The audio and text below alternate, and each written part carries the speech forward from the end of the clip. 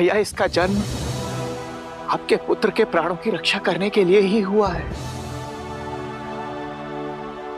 ताकि आपके पुत्र के बदले मैं आपको अपनी पुत्री दे सकूं। नहीं नहीं नंद, नहीं, मैं इतना स्वार्थी नहीं कि अपने पुत्र के प्राणों की रक्षा के लिए तुम्हारी पुत्री की बलि दे दूं। वासुदेव भैया, आकाशवाणी के अनुसार कंस का वध आपका 8वां पुत्र ही करेगा ना। यदि कंस को यह पता चले कि आपकी 8वीं संतान पुत्र नहीं अपितु पुत्री है, तो संभवतः वो इसे ना मारे। नहीं नंद, तुम कंस को नहीं जानते, वो कुछ भी कर सकता है, मुझे उस पर विश्वास नहीं है। परंतु मुझे है, पूर्ण विश्वास है मेरे नारायण पर। अवश्य ही ये मेरे नारायण की लीला है सब, और जो नियति ने लिखा है वही होगा। इसलिए जो मैं कह रहा हूं, मेरी बात मान लीजिए भैया। आपको इन दोनों बच्चों की सौगंध, आपको मेरे नारायण की सौगंध। सही बात। मेरी पुत्री को ले लीजिए भैया, ले लीजिए।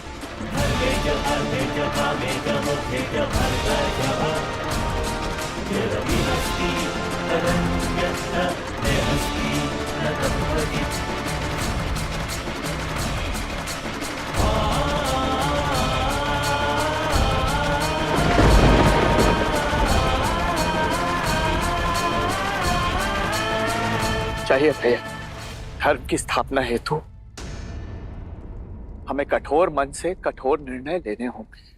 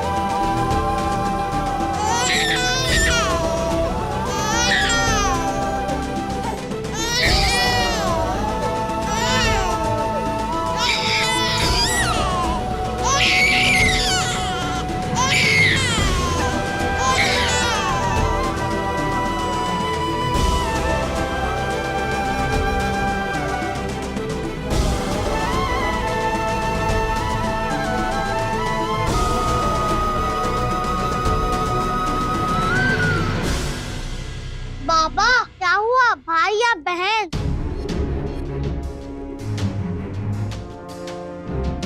बताइए ना बाबा, क्या हुआ, मेरा भाई या बहन?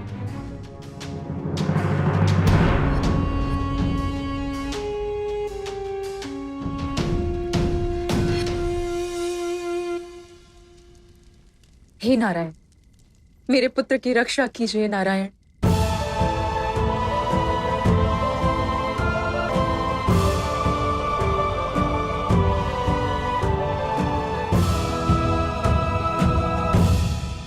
हम इसे वापस क्यों ले आए? देवकी जिसे मैं लाया हूं हमारा पुत्र नहीं, नंद की पुत्री है। नंद की पुत्री?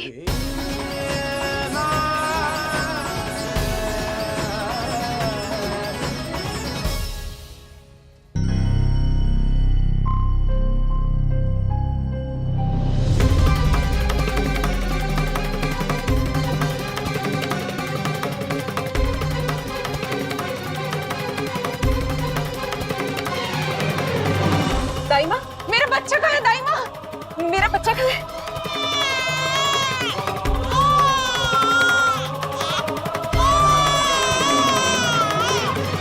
तो आप इसे यहाँ क्यों ले आए? कहीं कंस से हमारी संतान समझ के मार ना दे। हमारे गर्भों का धन इस धनी से जान को क्यों मिले? मैंने भी नंद से यही कहा था देवकी, किंतु किंतु क्या? नन नहीं जानते, किंतु आप तो जानते हैं ना कंस को भली भांति।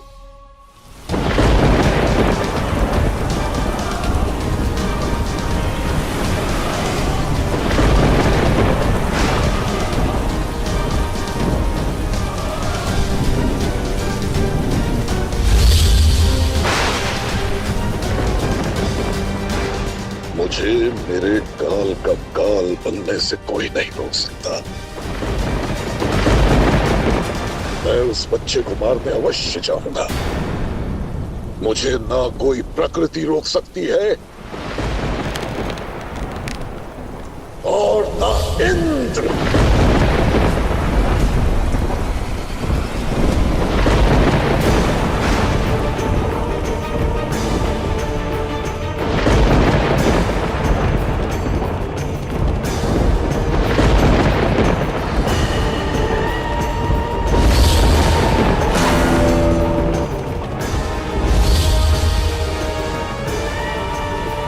कहा था ना मैंने, कंस को कोई नहीं रोक सकता,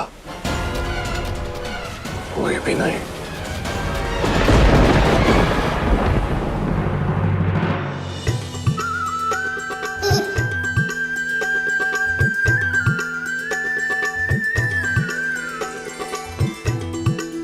बताइए ना स्वामी, क्या हुआ है?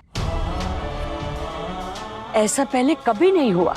पता नहीं कैसे बच्चे के जन्म के समय मेरी आंख लग गई और इतनी गहरी नींद सो गई कि मुझे पता ही नहीं चला कि लल्ला हुआ कि लल्ली। बोलिए ना स्वामी, लल्ला हुआ है या लल्ली? ये ईश्वर का संकेत है कि आपके पुत्र के प्राण बचने चाहिए। इन दोनों बच्चों के जन्म का सत्य कोई ना जान पाए। यशोदा, हमें नारायण ने एक प्यारा सा पुत्र दिया है। लो, संभालो अपने लल्ला को।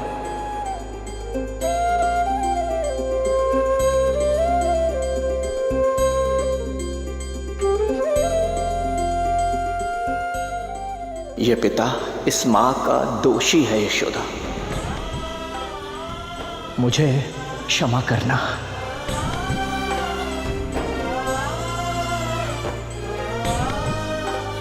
हे नारायण, मेरी बच्ची की रक्षा करना।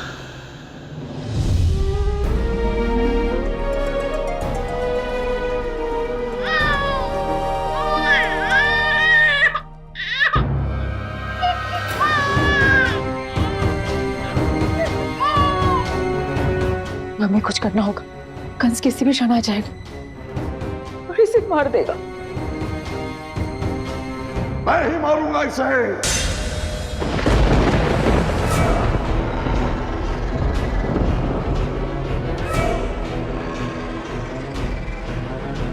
ये ऐसा एक नरेश है, दया न जिसमें लेश है, मनुष्यता न शेष है, अहम है राग द्वेष है।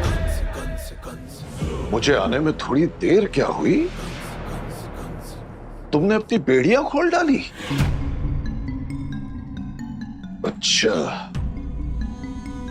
लगता है संतान के प्रेम ने प्रहार करना सिखा दिया है तुम्हें।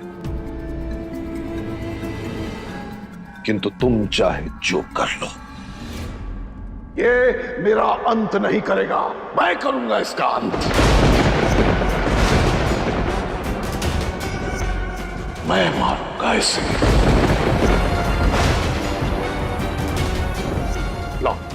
लो मुझे, छोड़ो छोड़ो। मत कीजिए भैया, इसे छोड़ दीजिए। इसे मारकर पाप के भागीदार मत बनिए। हट जाओ। कंस, आकाशवाणी के अनुसार हमारा पुत्र तुम्हारे अंत का कारण बनेगा, किंतु ये पुत्री है, ये वो नहीं है। इसे छोड़ दो कंस, मत मारो इसे, मत मारो इसे, मत मारिए।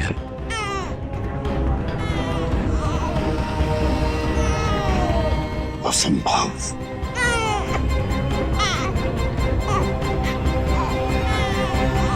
नहीं, मैं इसे नहीं छोड़ूंगा।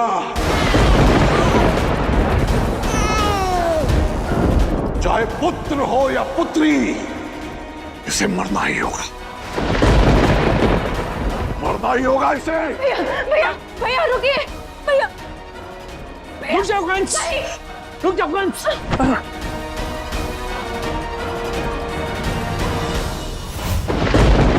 इसे छोड़ दीजिए।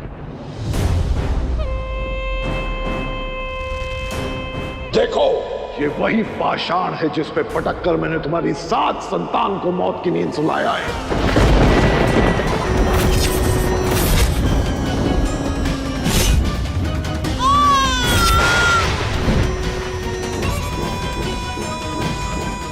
और अब इस 8वीं संतान का अंत भी वही होगा। ऐसा ना करें भैया, ऐसा ना करें।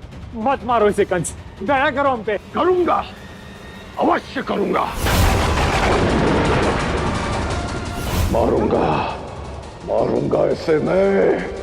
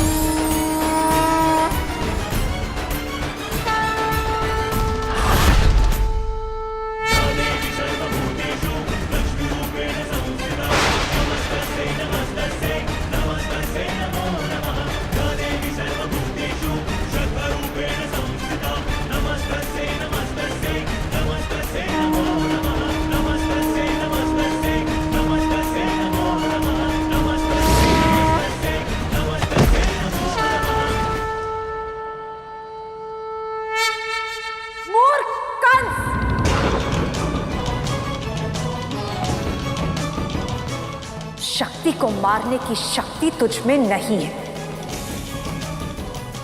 तू क्या मारेगा मुझे? तुझे मारने वाले का जन्म हो चुका है।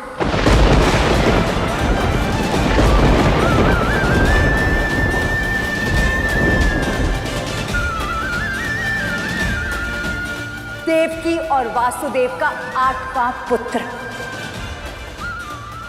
आ गया है संसार में।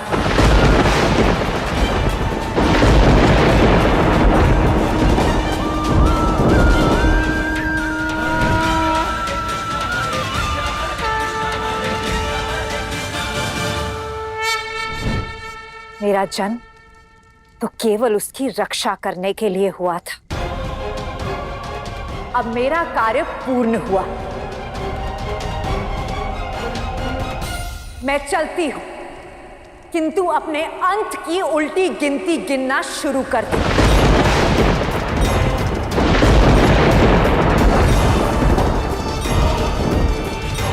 अब तेरा जीवन विकट है, क्योंकि तेरा काल निकट है।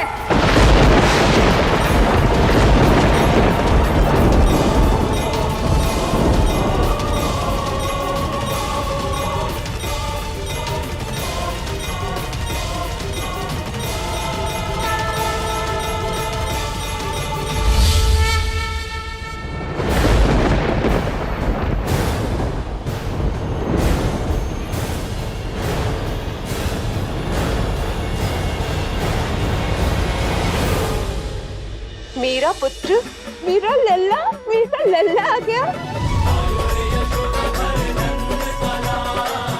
बलराम, ये देखो तुम्हारा अनुज।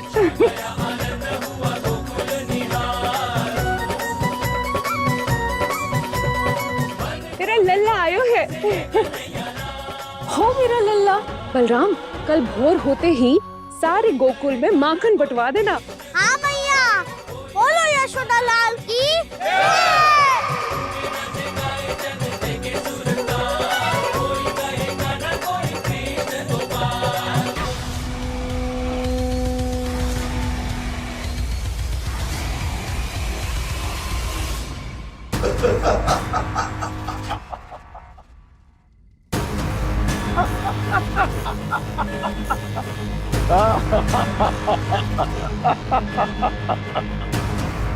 तुम्हारे प्रयास पे प्रहार करूंगा मैं। धरती के जिस भी कोने में छुपाया होगा ना तुमने उसे, किंतु कंस की दृष्टि से नहीं बचा पाओगे उसे। शीघ्र ही ढूंढ निकालूंगा उसे और यहीं तुम्हारी आंखों के समक्ष मारूंगा उसे।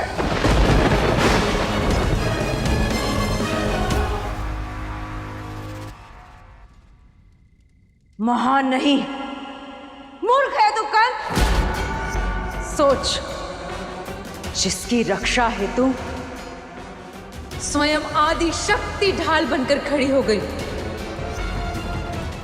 उसे मारेगा तू? मार पाएगा उसे? मारूंगा। अरे जो जन्म लेते ही छिप गया, जिसके जन्म को स्वयं उसके माता पिता छुपा रहे हों, ऐसे कायर माता पिता का पुत्र भी कायर ही होगा।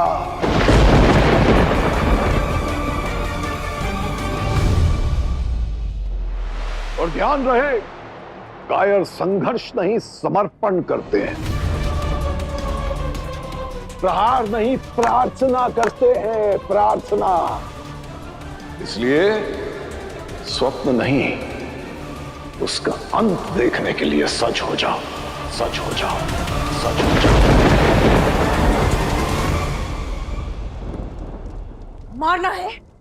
मारना है तो सुन, हमारा पुत्र, तेरा काल यमुना पार गोकुल में है।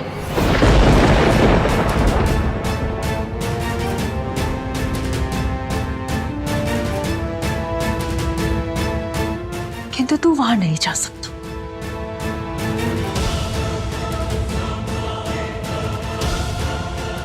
अपने श्राप का स्मरण है ना तुझे? तू वहां नहीं जा सकता, किंतु प्रार्थना कर कि वो यहां कभी ना आए, क्योंकि जिस दिन मेरा पुत्र मथुरा लौटेगा, वो दिन तेरे जीवन का अंतिम दिन होगा कंस, अंतिम दिन होगा कंस, अंतिम दिन होगा कंस।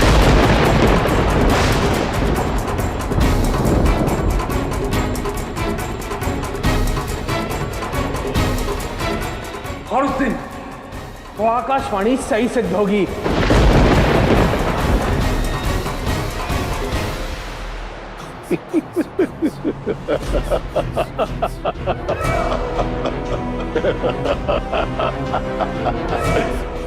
उस नवजात को मारने के लिए मुझे यमुना पार नहीं जाना पड़ेगा, वो वहीं मरेगा, उसी पार।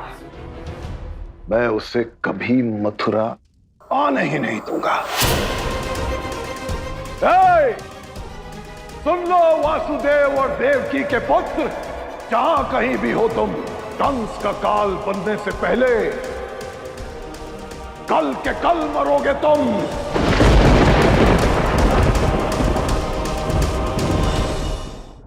कंस अपने काल का काल बनेगा।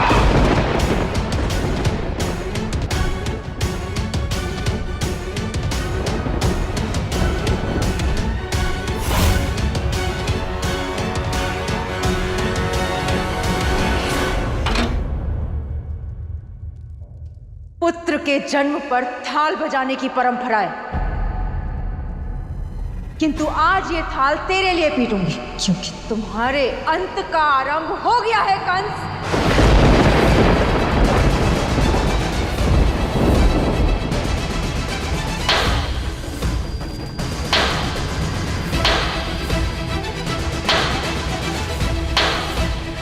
एक साथ मिलकर छुपाया है ना तुम दोनों ने अपने पुत्र को, एक साथ मिलकर छुपाया है ना, किंतु अब एक साथ इसकी प्रसन्नता नहीं मनाने दूंगा मैं।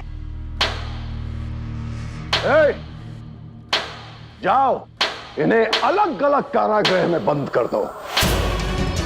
पुत्र के साथ साथ एक दूसरे के वियोग में जलने दो, इनको जलने दो। ले जाओ।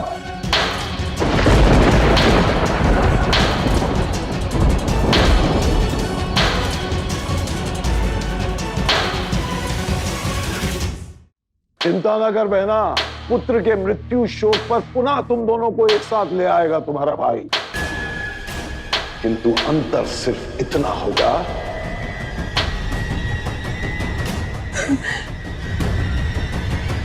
तब ये थाली मैं बजाऊंगा।